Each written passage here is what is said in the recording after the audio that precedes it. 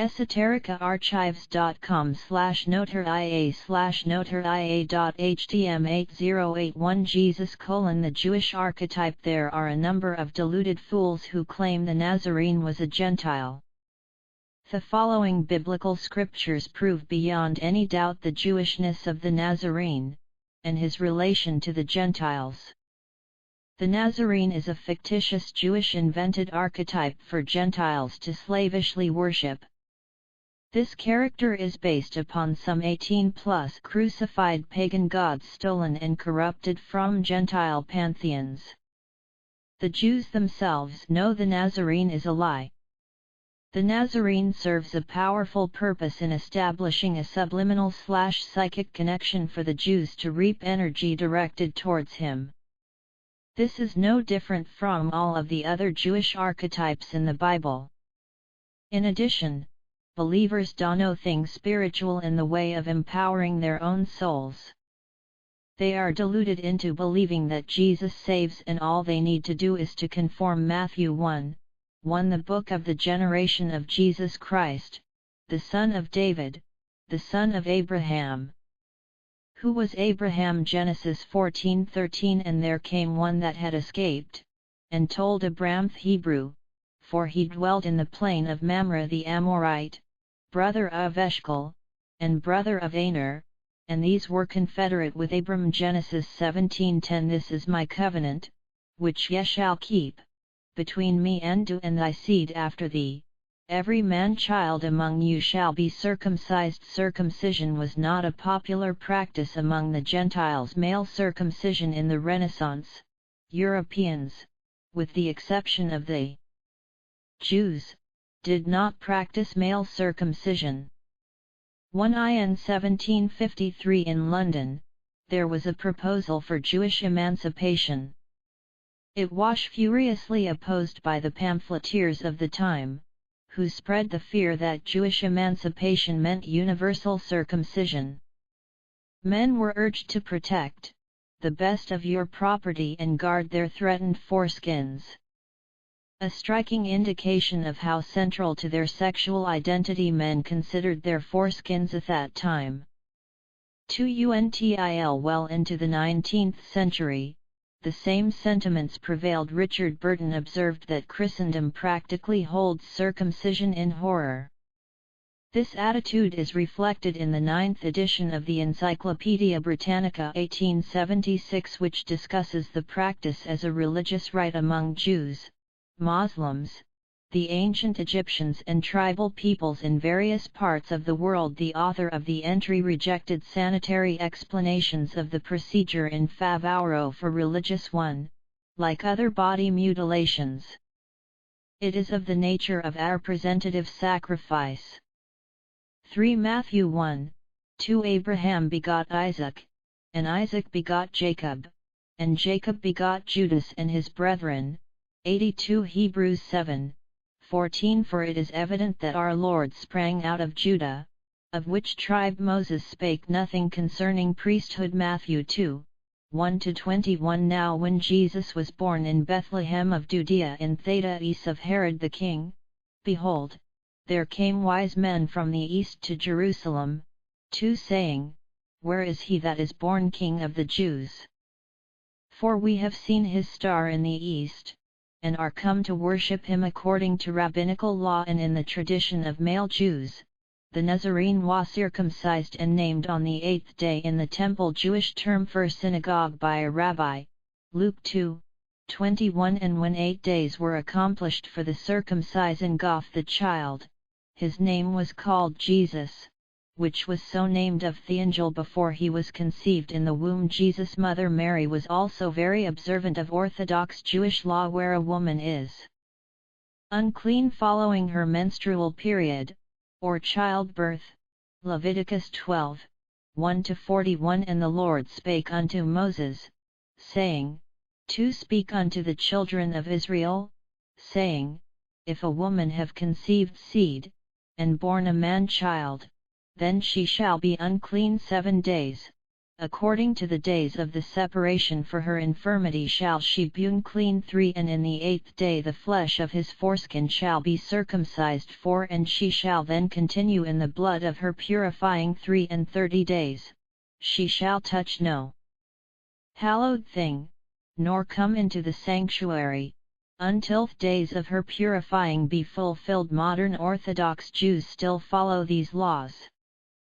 The following scriptures are rather blatant regarding the Jewish identity of the Nazarene and his relation to non-Jews Gentiles, Luke 2, 25-32-25 And, behold, there was a man in Jerusalem, whose name was Simeon, and the same man was just and devout, waiting for the consolation of Israel, and the Holy Ghost was upon him. 26 And it was revealed unto him by the Holy Ghost, that he should not see death, before he had seen the Lord's Christ. 27 And he came by the Spirit into the temple, and when the parents brought in the child Jesus, to do for him after the custom of the law, 28 Then took he him up in his arms, and blessed God, and said, 29 Lord, now lettest thou thy servant depart in peace, according to thy word. 30 For mine eyes have seen thy salvation, 83:31 which thou hast prepared before the face of all people, 32 A light to lighten the Gentiles, and the glory of thy people Israel. Note in the above verse 32, the distinction between Gentiles and Israel. Both of the Nazarene's parents were observant Jews who made the yearly pilgrimage for the feast of the Passover, Luke 2:41 Now his parents went to Jerusalem every year at the feast of Passover. The Nazarene was very clear in his attitudes towards the Gentiles and the distinction between Jew and Gentile, Matthew 20:25 But Jesus called them unto him, and said, Ye know that the princes of the Gentiles exercise dominion over them, and they that are great exercise authority upon them. But it shall not be so among you, but whosoever will be great among you, let him be your minister. He was called Rabbi and by his own people Jews. John 20:16 Jesus saith unto her, Mary. She turned herself, and saith unto him, Rabboni, which is to say, Master. John 3:1-21 There was a man of the Pharisees, named Nicodemus, a ruler of the Jews, 2 The same came to Jesus by night, and said unto him, Rabbi, we know that thou art a teacher come from God, for no man can do these miracles that thou doest, except God be with him. John 6:24-25 24 When the people therefore saw that Jesus was not there, neither his disciples, they also took shipping, and came to Capernaum, seeking for Jesus. 25 And when they had found him on the other side of the sea, they said unto him, Rabbi, when camest thou hither? John 1:37-38 37 And the 2 disciples heard him speak, and they followed Jesus. 38 Then Jesus turned, and saw them following, and saith unto them, What seek ye? They said unto him, Rabbi, which is to say, being interpreted, Master, where dwellest thou? And a Jew by the Gentiles. John 4:9 Then saith the woman of Samaria unto him, How is it that thou, being a Jew, askest drink of me, which am a woman of Samaria? For the Jews have no dealings with the Samaritans. 84 He upheld Jewish law, Matthew 5:17-18 17 Think not that I am come to destroy the law, or the prophets, I am not come to destroy, but to fulfill. 18 For verily I say unto you, till heaven and earth pass, one jot or one tittle shall in no wise pass from the law, till all be fulfilled. He regularly attended and taught in the Jewish synagogue and observed Jewish Sabbath. The Jews loved and glorified him, Luke 4:14-16 16 And Jesus returned in the power of the Spirit into Galilee, and there went out a fame of him through all the region round about. 15 And he taught in their synagogues, being glorified of all 16. And he came to Nazareth, where he had been brought up, and, as his custom was, he went into the synagogue on the Sabbath day, and stood up for to read. Luke 21:37-38. 37. And in the daytime he was teaching in the temple, and at night he went out, and abode in the mount that is called the Mount of Olives. 38. And all the people came early in the morning to him in the temple, for to hear him. Only Jews were allowed in the temple. Gentiles were and are to this day considered unclean by both conservative and Orthodox Jews. Acts 21:25-28. 25. As touching the Gentiles which believe, we have written and concluded that they observe no such thing, save only that they keep themselves from things offered to idols, and from blood, and from strangled, and from fornication. 26. Then Paul took the men, and the next day purifying himself with them entered into the temple, to signify the accomplishment of the days of purification, until that an offering should be offered for every one of them. 27. And when the 7 days were almost ended, the Jews which were of Asia, when they saw him in the temple, stirred up all the people, and laid hands on him. 28. Crying out, Men of Israel, help!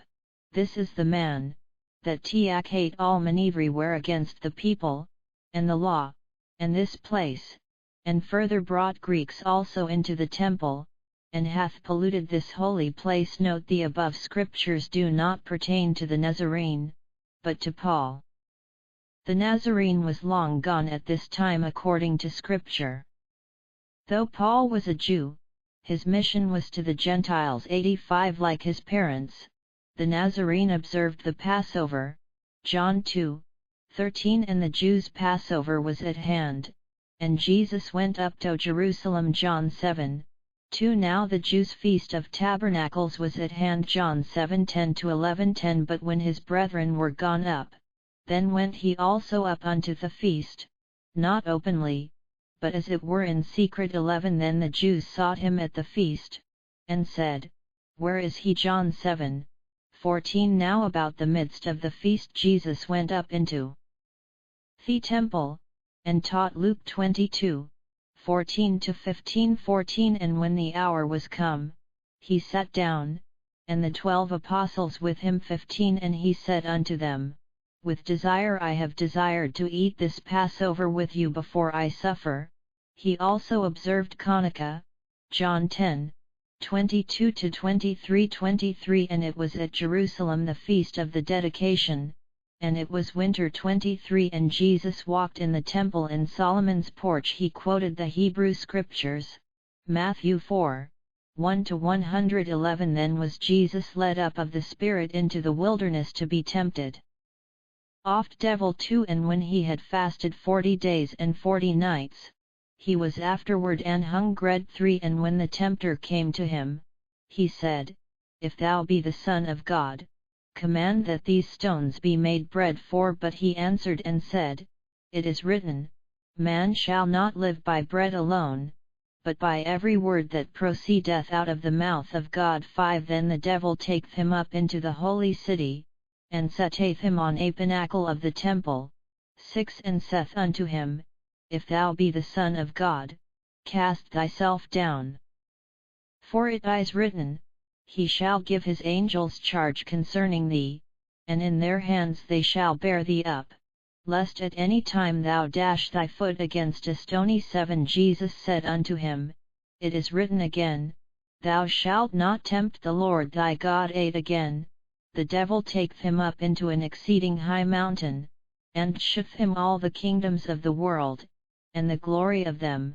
9. And saith unto him, All these things will I give thee, if thou wilt fall down. 86. And worship me. 10. Then saith Jesus unto him, Get thee hence, Satan, for it is written, Thou shalt worship the Lord thy God, and him only shalt thou serve. 11. Then the devil leaveth him, and, behold, angels came and ministered unto him. Deuteronomy 8:3. And he humbled thee, and suffered thee to hunger, and fed thee with manna, which thou knewest not, neither did thy fathers know, that he might make thee know that man doth not live by bread only, but by every word that proceedeth out of the mouth of the Lord doth man live. Deuteronomy 6:16. Yet shall not tempt the Lord your God, as ye tempted him in Massah. Deuteronomy 6:13. Thou shalt fear the Lord thy God, and serve him, and shalt swear by his name. Note: in the above scenario, though fictitious, Satan approached the Nazarene not as an equal, but as superior. An equal does not worship an equal. He readily admitted to his Jewish identity, Mark 15:2. And Pilate asked him, Art thou the king of the Jews? And he answering said unto them, Thou sayest it. Many deluded Gentiles claim the Nazarene was murdered by the Jews, thus he must be a Gentile. This is utter nonsense, as the scriptures prove otherwise. In addition, as other articles in this book prove, it is the Jews who control both sides, and the Jews are the ones who promote this lie in order to bring Gentiles who are aware of them under their psychic control through Christianity. It is so glaringly obvious how the Christianity is Jewish all the way through. Jews and Israel are on nearly every page of the Bible. All of the biblical heroes and characters are Jewish archetypes beyond all doubt if one would read the scriptures. On the other side, the Jews also claim to be agents of Satan, having murdered Christ and so forth. Truth be known, assumed Christians, such as cardinals in the Catholic Church, who translated parts of the Talmud pertaining to the Nazarene and the Virgin, were actually Jews, working for the Jewish agenda. Gentiles who are aware of the Jewish problem are often deluded into being Christian believers, thus, they are under the psychic control of the Jews. This has worked wonders for the Jews in gaining control over their enemies. The Jews only punish their own for breaking Jewish law, as only one born of a Jewish mother can be a Jew and held accountable to Jewish law. Matthew 26:64-66. 66. Jesus saith unto him, Thou hast said, Nevertheless I say unto you, hereafter shall ye see the Son of Man sitting on the right hand of 87 power, and coming in the clouds of heaven. 65. Then the high priest rent his clothes, saying, He hath spoken blasphemy. What further need have we of witnesses? Behold, now ye have heard his blasphemy. 66. What think ye?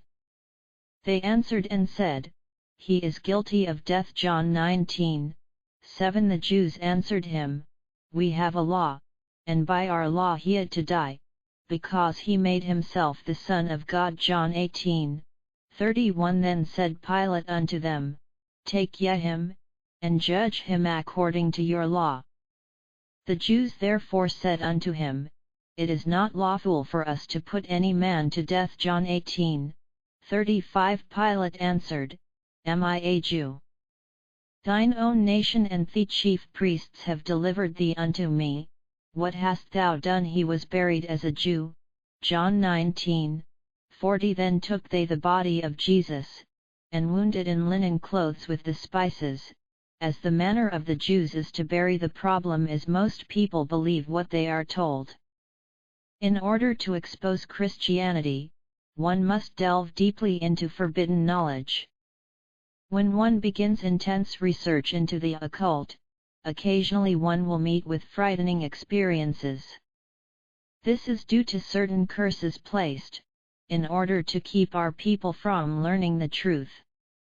Orthodox Jews at the higher levels, and their Gentile lackeys, such as the ultra-corrupt Vatican of the Catholic Church, which is and always has been their tool to control the Gentiles, have known about and used this power for centuries.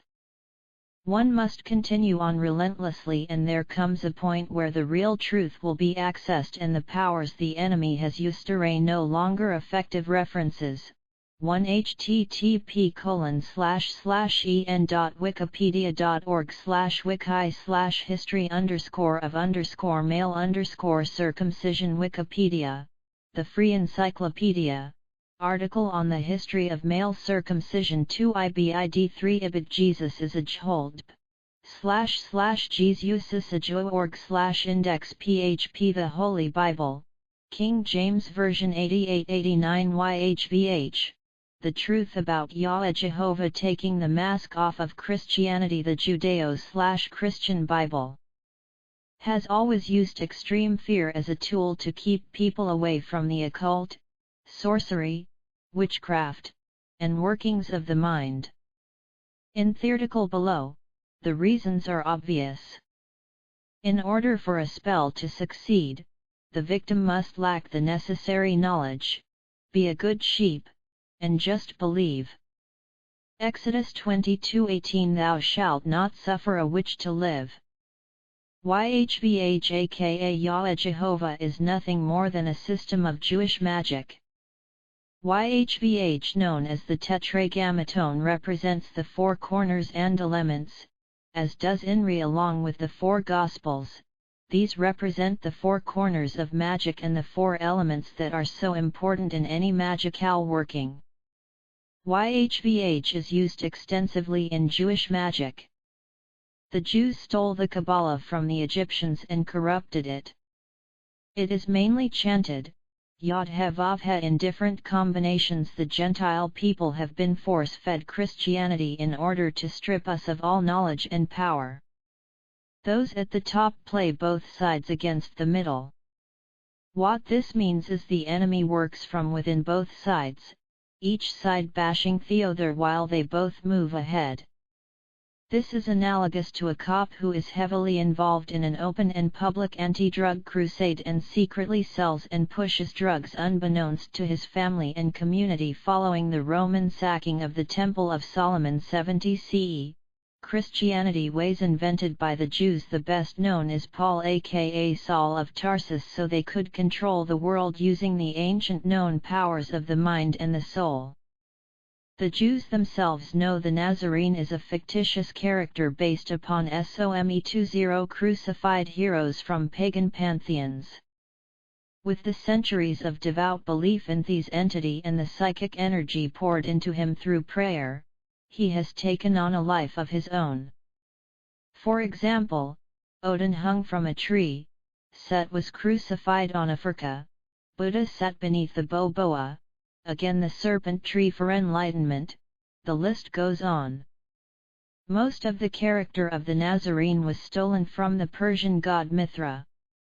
In working a spell, it is always important apsi-chic/subliminal connection be made. In the case of Christianity, all of the former pagan Gentile gods were bound and replaced with fictitious Jewish deities. The Hebrew Virgin Mary replaced Astaroth.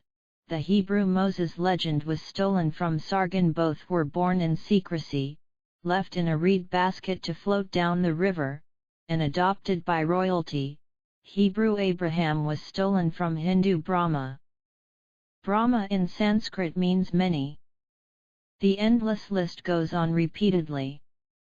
See Exposing Christianity p/www.exposingchristianity.com/90. There isn't anything in the Christian religion that hasn't been stolen and corrupted from pagan religions predating it from hundreds to thousands of years.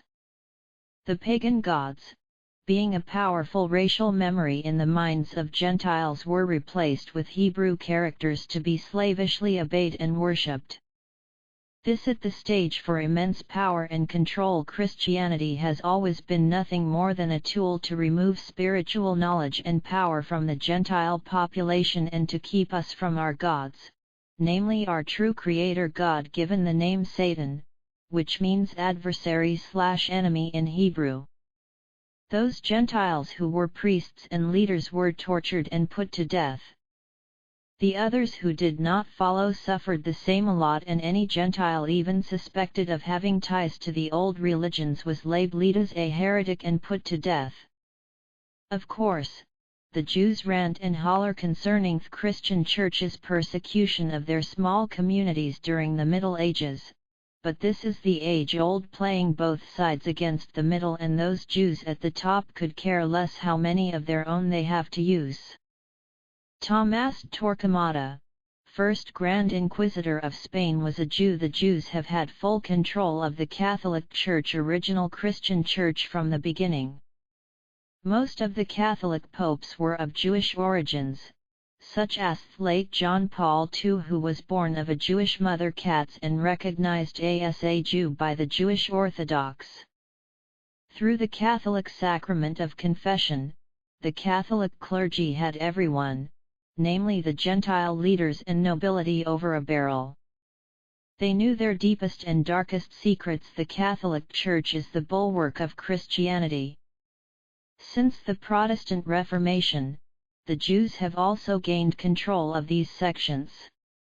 The World Council of Churches is another example. The Jews have had a vast pool of psychic energy from which to draw from. The Jews appointed themselves as the chosen of God, the star character of Christianity.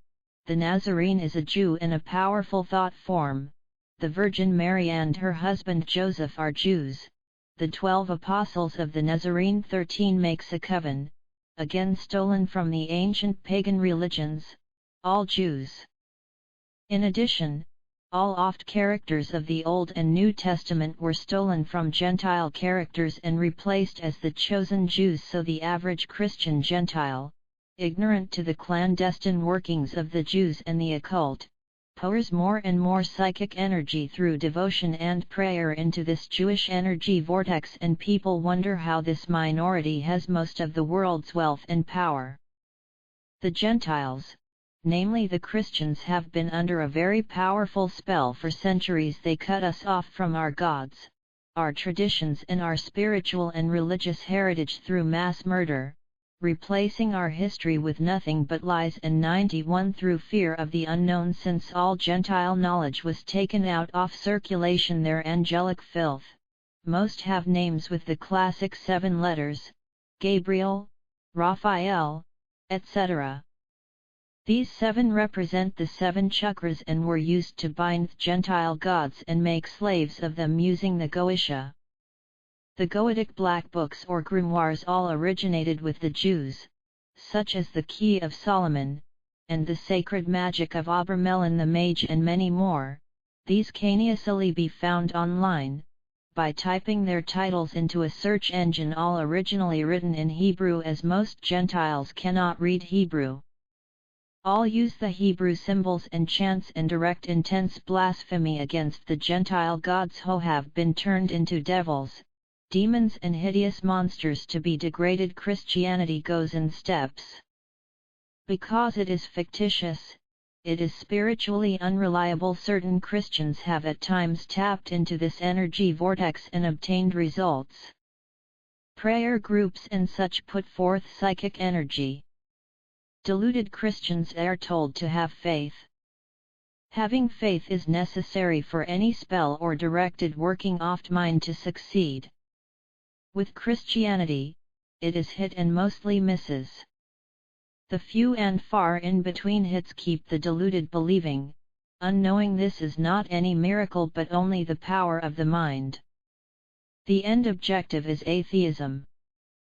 The atheist believes in nothing and disregards anything supernatural or of the occult.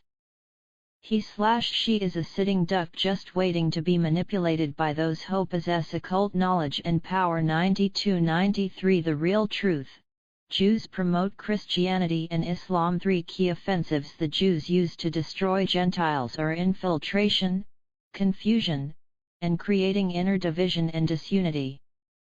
For example, the Jews pretend to be against Christianity, but truth be known, they know at the upper levels, Christianity, along with its relative of Islam, are both Jewish programs that are used to destroy Gentiles.